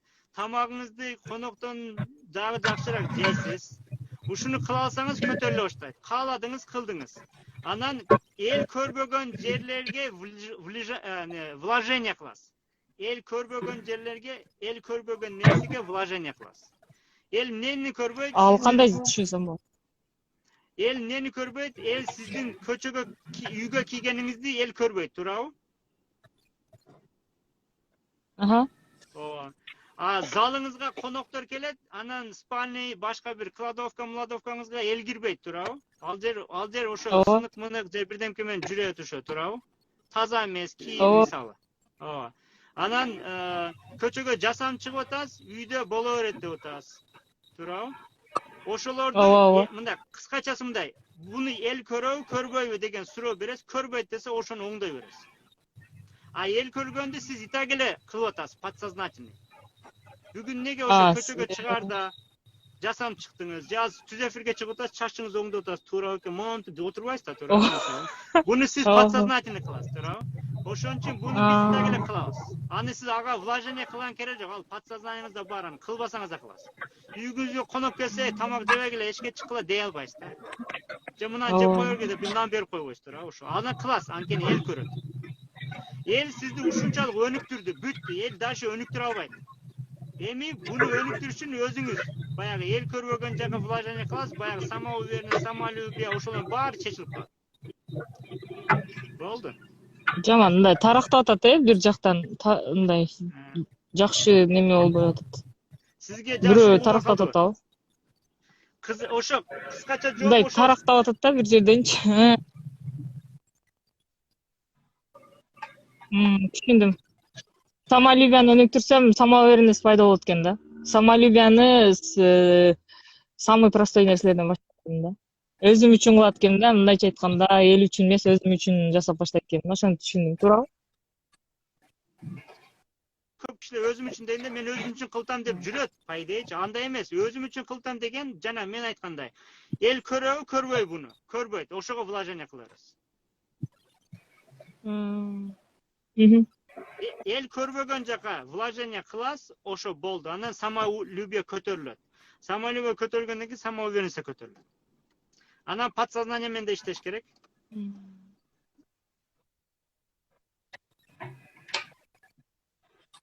Аха.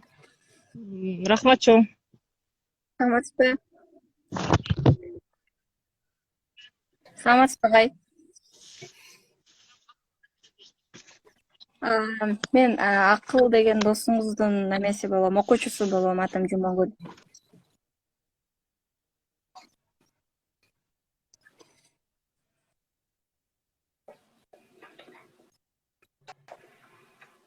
Негизи английскийден сабак берип жүргөн, анан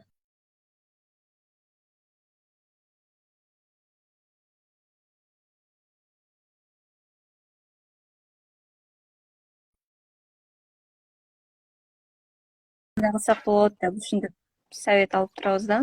Анан ошо через агай аркылуу сизди таанып калганбыз.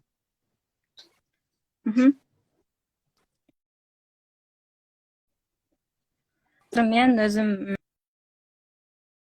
4-курстун студентимин. Анан менин суроом кесип тандоо боюнча. Анан негизи 4 жыл мурун мисалы үчүн азыркы кесипке тапшыраарда мен көп нерсени ойлонуп туруп анан мындай Кыргызстанда дагы кийин иштеп кете турчу мындай кыздарга туура келген, анан востребованностька карап ата энемдин каалоосуна тандап туруп тандаган болчумун да. Азыр бүттүм, иштеп деле атамын. Бирок мындай иштеген ишимди мындай сүйүп аткарбай анан азыр мисалы үчүн мен 23 жаштамын. Мен дальше мисалы үчүн кайра өзүң сүйгөн кесипти окуу үчүн аябай көп убакыт керек болуп атат. Азыркы учурда иштеш керек, окуганга жараша ата энеге дагы мындай жардам бериш керек, же турмушка чыгыш керек, же окусаң магистратураны окуш керек, же кайра өзүң сүйгөн кесипке окуш керекпи? Ошол суроолордун үстүндө аябай ойлонуп бир чечимге келе албай жатам. Сиздин Siz оюңузча daha эмне kaçan кылсам diplom туура болот? alасız уже? Kaçan bitiriyoruz? Bu yıl mı? Не дейсиз агай? Интернетиңиз Kaçan bitiriyoruz?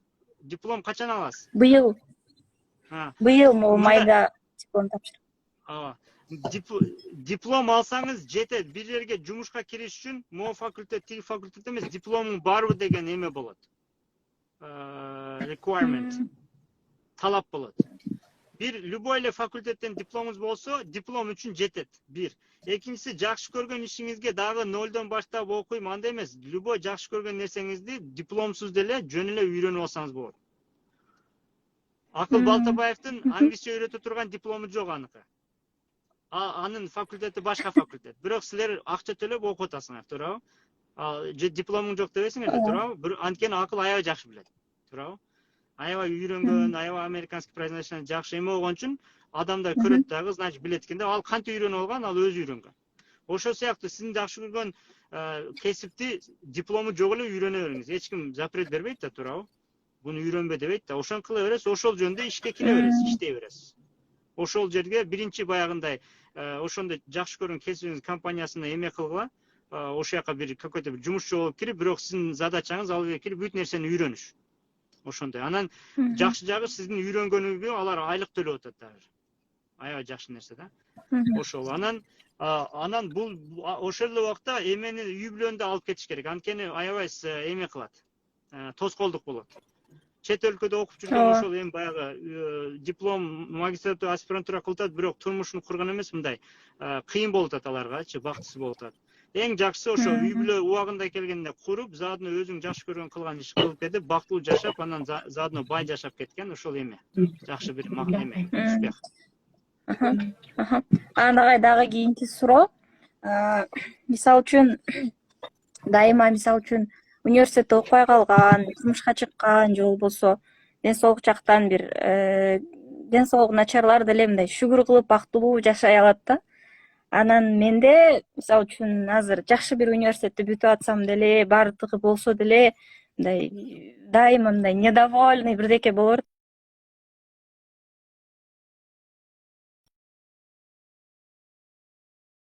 деген ойлор дайыма мындай жей берет да. Мындай болсо жакшы болмок депчи. Ал өзү тубаса келбейт, аны үйрөнүш керек. Бул дүйнөдө факультет кетиңиз, аттестат алгандай эле бактылуу болгонду, ыраазы болгонду үйрөнүш керек. Аны определенный техникалар колдонуш керек. Бир, анан түшүнүш керек. Мен мисалы өзүмө кантип түшүндүрөм? Мен деле нааразы болчумун. Ушинтип Германияда окудум, Америкада окудум, дагы эле нааразымын да. Эмнеге мындай эми элдердин жетпеген нерсесине жетпин да, эми көп эл жетпеген. Эмнеге нааразымын да? Мен түшүнбөдүм да. Акчам жетпейт, мындай ушинтип жашап атабыз, тигиндей миңдей депчи. Подсознание ушундай болуп калыптыр, бизди жаман эме кылып коюптур, тарбиялап коюп, мындай бир нааразычылык болгон да мага да эме болуп. Анан ошону мынтип жеңгем. Сиз азыр дүйнөгө келгенде, ноль келгенсизби? Мен буну көп айтам, дагы эле кайталап айтам, что адамга таасир бериш үчүн, туурабы? Ноль келгенсиз, туурабы? Азыркы дипломуңузда, университетиңизде жок, эчтекеңиз жок эле, туурабы? Ата энеңиз жок эле, ата энеңиз биринчи пайда болду. Ар нерсе ошо сулуулук берсе, Кудай берди, бүт нерсени берди. Акча төлөп алдыңызбы мисалы? Бирөө сулуу десе, бул сиздин эмеңиз эмес. Сиздин иштеп тапканыңыз эмес, туурабы? Кудай жаратты, мисалы, бир кишиничи. Мен аябай акылдуу болсом, мен иштеп тапкан жокмун, бул жаратты. Значит, булар бүт баары бекер берилди. Туурабы? Кудай сизге берип атат да, хоть азыр жакпаган факультет болсо деле, ал болбогону, жаман болсо да болгону караганда дагы жакшыраак, туурабы? Siz az жаман көңүл төлөмөс Бул факультеттен агай алдым мен аны. мисалы үчүн ийгилик бул өзүмдүн чындап мага жаккан нерсени билүү үчүн берилген мага сынообу же ушул факультет мага кокус, мен ушул жака өтүп калдым. Эми кокус өткөн жокмун, өзүм тандап өттүм. Себеби буга чейин мисалы үчүн эми ойлоп жүргөм да эми бул ийгиликке жетүү үчүн ошибкабы же ушул жол менен кет деген нерсеби, ошону түшүнбөй атам да менчи. Бул мындай нерсе. Биринчи эки темага бөлүнүп кеттик азыр. Баягы нааразыга бөлүндүк, анан бул факультетке бөлүндүк. Мындай нерсе бар. Бир адам бир нерсе каалагандан кийин жашоосуна бир нефтемі нерселер келип калышы мүмкүн. Ката келиши мүмкүн, бир кыйынчылык келиши мүмкүн, неме келиши мүмкүн. Ал адамдын каалаган нерсесинден улам ошол жол келип калат. Ташне сиздин каалаган жолго ушул факультет менен барат экен. Буну жакшы көрөсүзбү, көрбөйсүзбү, айырмасы жок. Буну бүткөндөн кийин эми дагы оюңузга логика менен дагы жакшы көргөн факультетиме барып окушуу андай кереги жок. Вообще эле университетте окуганы кереги жок. Грубо айтканда, мен элдерге мурдалары буну аябай көп эме кылат элем. Университетте окуган trap деген эмне? Trap деген бир жагынан жакшы иш табасың, бир жагынан trap деген бул капкан. Siz азыр кыйынчылыгыңыз ушунда болду. Бул факультет бүтүгөндөн кийин эми ушу өмүр бою ушул дипломдун иши менен иштеймби деп өзүнчө кыйналып атасыз да, туурабы? Ооба, ушундай болуп атат. Иштебей койсоңуз үйгө барып жатып алсаңыз да эч ким эчтеке дебейт. Бирөөгө оправдание кылышыңыз керек, туурабы? Бир, экинчиси, Бирок совесть не позволяет болуп атпайбы ага? Канча кыйналып окудук. Эми сиз ошону айтам, ошол капкан деген ошол. Капканга түшүп атасыз да өзүңүз айттыңыз. Эми ушунча убакыт короттум, ушунун эмесин үзүн көрүшүм керек деп туруп, ошол жакпаган, аз айлыкка барып туруп, ошо диплом ушул да деп туруп, сизди программа кылып койгон да. Сизди капканга салып койгон. Капканга салгандан кийин сизди ол өзү ошондой өзүңүз менен өзүңүз ошондой капканда жүрө бересиз, управление боюнча. Азыр эркин болушуңуз керек. Диплом болсо да болбосо да мен бул ишти кылам. Эркинсиз. Бирөө тоскоолдук кылабы? Совесть деген эмне деген сөз? Совесть деген баягы аз акчага бирөөнүн эмесин кылып, жашоон кыйнап жаша, ошо совестпи? Совесть деген эркин деген сөз. Бирөөнүн эмесин эме кылбай. Эркин деген сөз эмне? Каалаган ишиңизди кылыңыз, эч ким токтотпойт. Бирок сиз андай нерсе күчүңүз жок болушу мүмкүн, анткени сиз ушул обществодо өскөнсүз, давление болот, ата энеңиз жагынан, башка жактан, бирөөлөр жагынан, анан тигини окуп алып, муну алып. Азыр кыла турган ишиңиз, мен мындай практичный айтканда, эчтекени ойлобой, биринчи ошо дипломду алыш керек. Ал диплом өтө маанилүү. Анткени сиз бир жумушка же бирөө менен сүйлөшкөндө, ал факультеттин кайсы эле, ушул факультеттен диплом алдыңбы дебейт эч ким. Дипломуң барбы, жокпу, ошол биринчи. Бүт аз депутаттардын баарынын депутатский диплому жок да алар. Бирөө эмеден, аграрныйдан чыккан, бирөө экономист болгон, бирөө юрфакты бүтүргөн. Ошентип аягында эме болуп жүрөт. Бирөө даже диплому жок болсо дагы куугунтуктап жүрөт азыр. Мисалы, туурабы, мисалы. Ошого сизде эгер өкмөттө же бирөөгө иштейм десеңиз гана дипломуңуз керек. Мен бирөөгө иштегим келбейт. Мен өзүм бизнес кылгым келет. Мен өкмөткө иштесем да жардам бергим келет. Барып туруп аяктан акча алып эме кылгым келбейт. Значит, мага диплом почти кереги жок. Же азыр кыйын кылып койду, мисалы, определенный өлкөлөрдө виза бериш үчүн диплом керек болду. Сиз азыр мисалы Кытайда жашасаңыз, эгер визаны узартам десеңиз, диплом керек. Сиз аны жаккан факультетиңден алдыңбы, же жакпаган факультетиңден анын иши жок. Дипломуң барбы, жокпу ошол. Ошон үчүн биринчи обществону түшүнүш үчүн бир диплом керек. Бул дипломдун өзү жетет. Ичиндеги нерсе не важно. Сиз барып азыр эмени окуңуз даже, эмне эле тигүүчүлүк окуңуз да, ветеринар окуңуз, айырмасы жок. Дипломуңуз барбы? Бар, болду. Любой ишке кирип атканда диплом мына, анан резюме мына деп киресиз. Бир. Бирок мен ойлойм, сиз жашсыз, жаштарга аябай чоң секреттерди үйрөткүм келет, анткени алар монтип басып өтүп ошо жаштыгын, энергиясын коротуп, баягы жөн эле эмеге коротуп, баягы кулчулукка коротулуп кетпесин дейм да. Аябай чоң эме кылса, биринчи очередь сиз мындай жаккан эме кирип, ал жерде иш үйрөнүш үчүн киресиз. Анткени сиз азыр бир бизнес баштайм эме десе, опыт жок. Корку бар, кылып көргөн эмес, мындай болот, анан бирөөдөн акча алып, мага бирөө сурайт, инвестиция кыл. Инвестиция алып, ошону жоготуп, анан ал акчаны жоготуп берем, дагы депрессия болуп, ошону жүрөт адамдар. Бир. Анан сиз кыз жигит экенсиз, кыз болгон үчүн сиздин жашооңуз баягындай карьерный рост, мондай чоң болгон. Анда сиз баягындай жөнөкөй жашооңузда эме кыйналып каласыз. Карьера көп кылган киши убакыт корош керек, ошентип эме кылыш керек. Бир. Балким сиз ушундай бир жигитке туш келесиз, ал итак эле ал кылат. Сиз кылбайсыз, үйдө жата бересиз. Главный үйдүн иштерин кыласыз, баягы үйдө поддержка кыласыз. Ооба, негизи агай ушул проблема да бар да. азыр бизде мисалы үчүн 23 жаштамын дагы мисалы үчүн турмушка куралы деген мисалы үчүн жигиттер бар, бирок алар менен мындай жөн эле сүйлөшөсүң да максатың эмне, мен ушунча окудум, мен текке кетиргим келбейт, негизи мындай дальше может улантам, мен карьера кылам, мен үйдө деле жетишесиң, карьера кылам десең, жок, сен үйдө турасың, карьера кылып эмне кыласың, макул окудуң, бирок иштебей эле кой, негизи аялдын милдети жөн эле балдарын тарбиялаш керек, аны өстүрүш керек депчи. Анан мен айтам да, эгер мен жакшы билимим жетиштүү эмес болсо, мен дагы өзүм окшогон эле мындай балдарды тарбиялайм, дальше өсүшүм керек, өнүшүм керек. Бул не только университет, бул курс болот, бул ар кандай конференция болот, бир программалар болот. Мен эми үйдө отургум келбейт да, дайымдай тытынып бир нерсени билип турамын. Сен жок, андан көрө үйдө эле отуруп ушинтип эле отур дейт да, мен ал нерсеге канааттанбайм. Ушул учурда негизи мындай макул анда эркек кыла бериш керек деш керекпи же жок деп өзүңө жараша адамды күтүш керекпи? Эми буну азыр могул жерде чоңдор бар, үйлөнгөндөр, ошо 40, 50, 60, 70 жаштагы кишилер бар биякта. Мен да 41 жаштамын да. Мен сизге мындай келечекти айтып коеюн да, кандай болот. Жолдошум эмне айтат, аял эмне айтат, баары турмушка чыгып үйлөнгөндөн кийин жашоо вообще башкача болот. Силердин азыр ойлогон правилыңар мындай, тигиндей туура, мындай дегендер эч жарабайт. Жашоо өзүнчө бир башкача нерсе. Киргенден кийин баягындай вообще эле башка бир дүйнөгө түшүп калат адам. Бир. Анан киргенден кийин кызык жагы көбүнчө мындай сөз бар эле, мен ушундай чота мындай туура көрдүм да. Турмушту эркек курат, бирок үй бүлөнү эркек курат, бирок аял киши алып кетет. Эгер аял киши каалабаса, любом случае ажырашат. Алар эми бир жолун таап эме болот экен. Так что сиз киргенден кийин, жашоого киргенден кийин жолдошум мынтип айт дегенде андай эмес. Киргенден кийин көбүнчө аялдын айтканы болот. Ал жолдош канча эме кылса да аягында аялдын айтканы болот. Аялдын айтканы болот деген сөз, бул короче эркек мындай да, аялын бактылуу кылгысы келиш үчүн анын инстинктин эмеси бар. Анан билбесе, баалабаса жолдошунчу, ал эркек бир кылат, эки кылат, уже провал болот. Провал деген сөз, мен аялымды бактылуу кыла албадым. Анткени биринчи итагеле любой эркек баягы эме цели ошол да, аялын бактылуу кылыш. Анан ошого кирип болбой аткандан кийин, провал болгондон кийин, анан уже эркектер уже атака кыла баштайт. Мындай атаандашып, сен кылдың, мен кылдың депчи. Сиз биринчи өзүңүздүн жашооңузду ойлойсуз. Сиз мындай, ал мындай кылыш керек, аял мындай кылыш керек, общество мындай, сиздин негизги баягы обществонун бир эмеси бар. Бул жагыны ойлонот. Окуш керек, аял деген мындай кылыш керек деп. Анткени тигил жак жаман көрүнөт. Баягы кул болуп эле, үйдө отуруп эле, мындай кылып, эчтеке өспөй калып, мындай ошондой угулат. Наркы жактарга булар карьерный болуп, көчөгө чыгып кетип, бирөө менен жүрүп, жашоосун эме кылып, бала чакасын бузуп, баягы бузулуп кетти деген аял деген ошондой кылат да.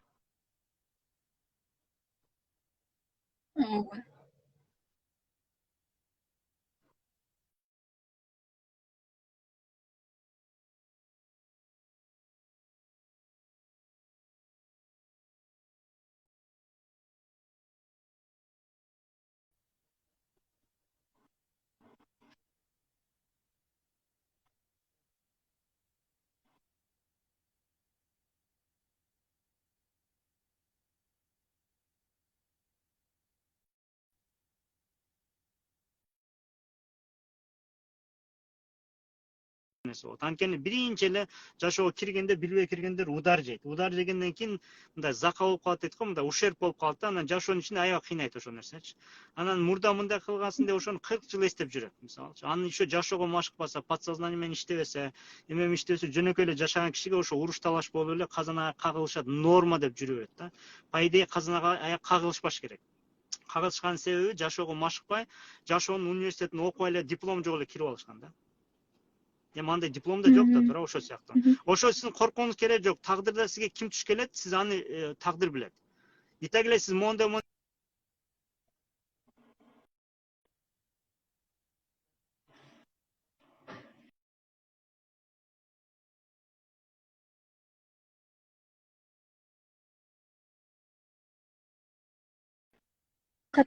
Калып атат. Угулбай атат.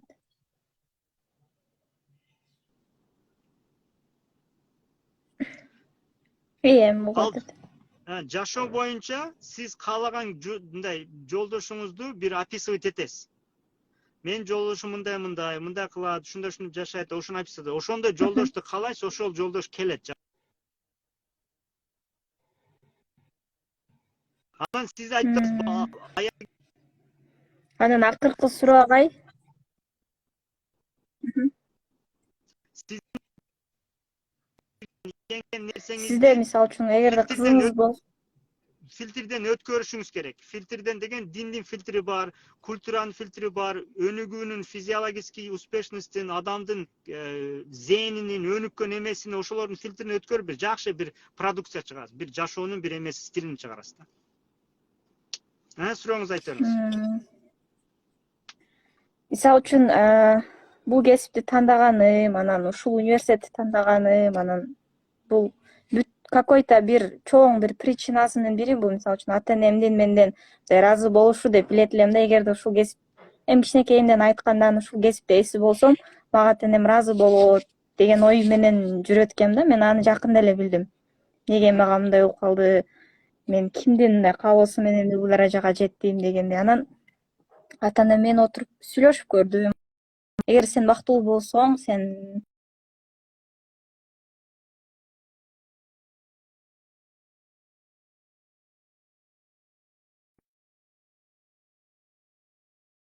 эмне бере алса, сиз ошондо чындап эле ыраазы болосуз кызыңыздан.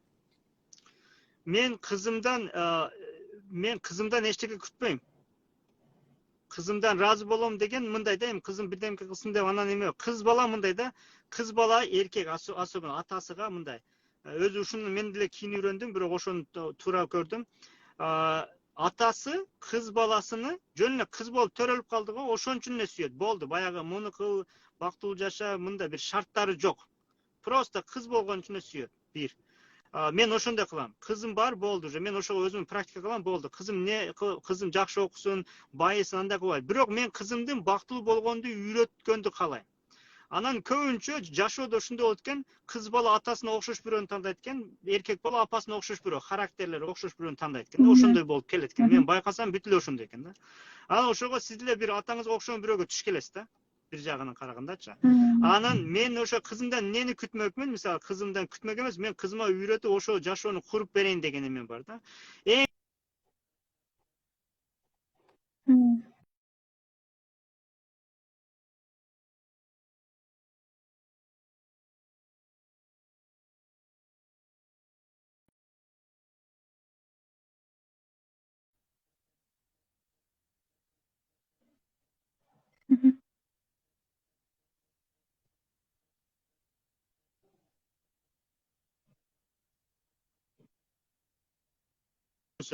Анан өзүнүн үй бүлөсүн аябай жакшы эме кылса, алып кете алса, жолдошу менен урушуп талашып эме кылбай, ата эне ошого сүйүнөт. Ата эне баласынын жакшы, бай, бактылуу жашаганын каалайт. Эгер баласы бактысыз болсо, ата энесинин да жашоосун бузат. Кызы да мисалы, бар жолдошу менен урушуп атат, дагы урушуп келди, анан дагы тиги жолдошун жамандап келсе, ал кызына кошула коюп, тигин эме кылып, анан тигин жамандаган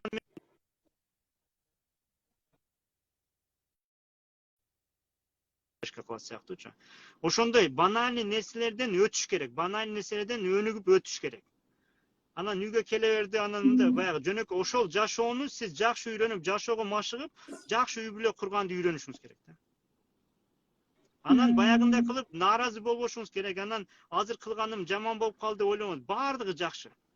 Бул дүйнөдө Кудай сизге жаман нерсе бербейт. Бирок баягы туура эмес деп ойлогон эмеңиз дагы сиздин каалооңуз үчүн ошондой болуп атат. Siz келечекте бир аябай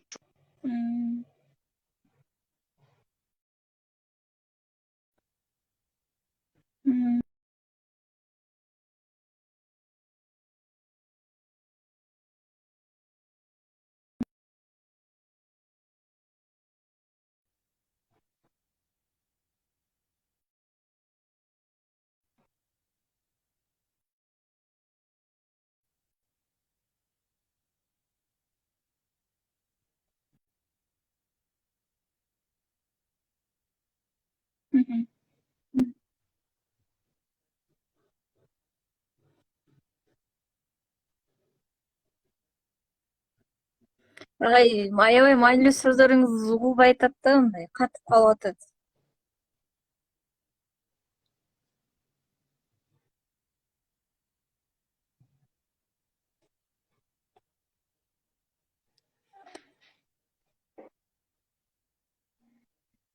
4 maksat.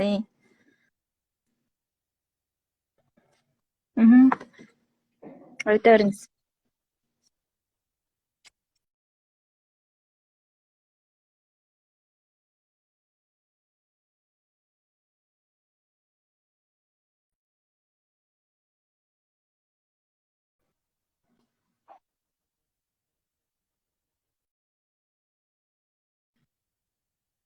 Bala чакаңыз кандай болот эми, ата энеңиз жөнүндө бүт эме кылып, ошо өзүңүз үй бүлөңүз жөнүндө. Анан коомдук максат ошо бир туугандар, анан айылыңыз, анан ошо Кыргызстаныңыз, анан дүйнөңүз, ошо 4 тармактан максаттарды жазып алсаңыз болот. Угулбай жатат дейт. Экинчисин угулбай калды. Биринчиси жеке өнүгүү дедиңиз, үчүнчүсү үй бүлөлүк, төртүнчүсү коомдук. Экинчисин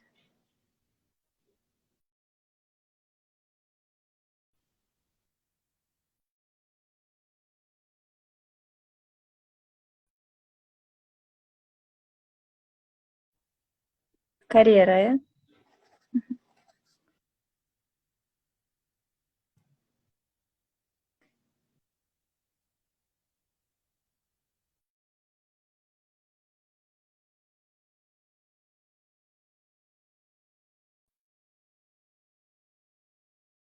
күткөндөр болсо керек, ошолорго сөз бере берейин, анан кийинки сабактарыңыздарга дагы кошулам деген үмүттөмүн. Чоң рахмат ага сизге.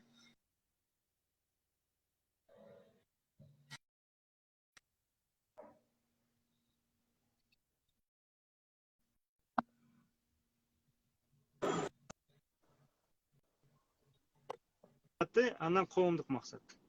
Саламатсызбы?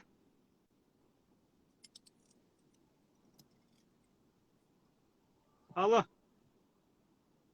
Assalomu alaykum, agay qandaysiz? Алейкум салам, жакшы. Men Arif agay. Аре.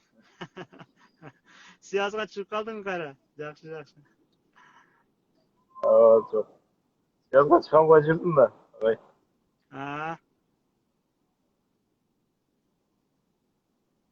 Şu agay suroo biznes boyunca men suroomчу. Кандай өзүм бизнестеги максатым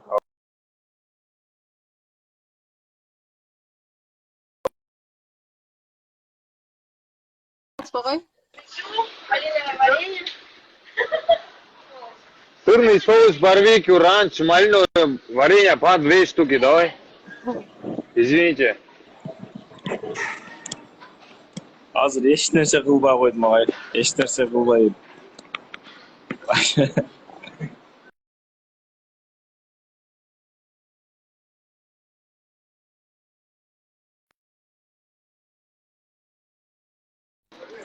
Акыл, мен заказым карап жүрмүн, прямо чыгып калдым.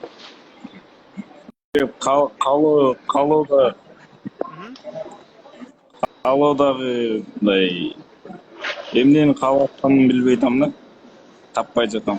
3 күн жатып, анан уже бир аз энергия кирип калды окшойт. Качап үйдү шыпырып коеюн, анан үйдү шыпырып баштадым да. Ошондо мындай кылыш керек. Мен буну эми Маргулан Сейсенбай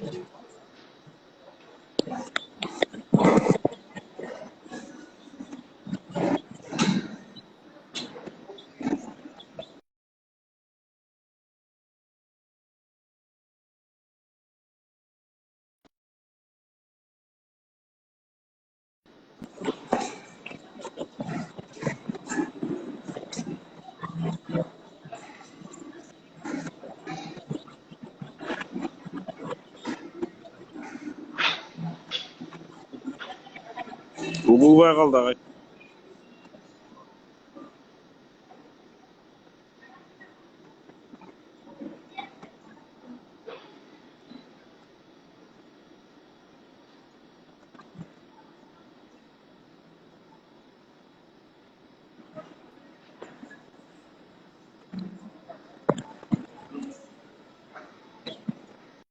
Жок, вообще укпайдым.